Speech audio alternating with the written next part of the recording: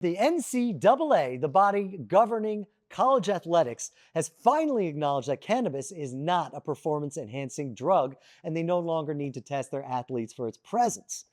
So Division 1 or Division 2 and Division 3 they haven't voted on it yet, but the Division 1 Council has been discussing it for months and after another medical to sports committee said recently, look, guys, we need to focus on testing for substances that affect the competitive outcomes of these games, and cannabis is not that thing.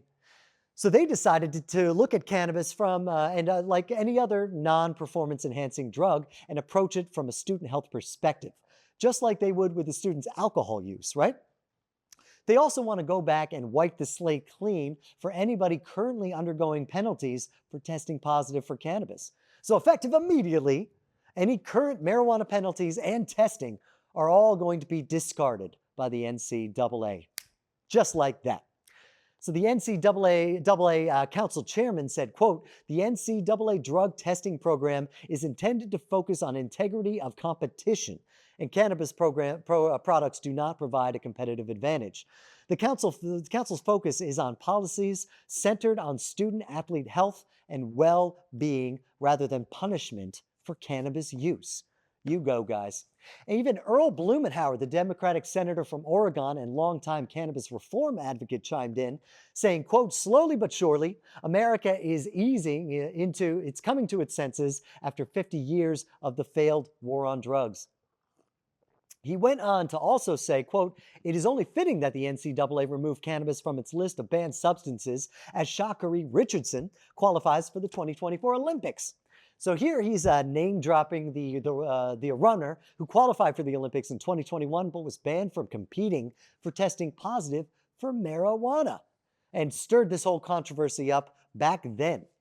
I also like how Earl's pointed out this trend here where the wide world of sports has slowly been evolving its stance on marijuana as states have started legalizing. The NBA has dropped marijuana from its list of banned substances. The NFL has stopped suspending players for testing positive for marijuana. And the MLB, the Major League Baseball, has also removed testing for cannabis, but they've also partnered with Charlotte Web Holdings, making them the CBD, the official CBD of Major League Baseball.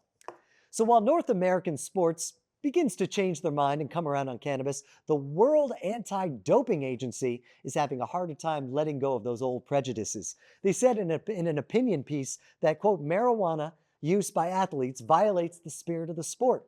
They're pretty much making them unfit role models and a danger to their fellow athletes. So, but those are also the guys who canceled Sha'Carri Richardson all those years ago from getting into the Olympics.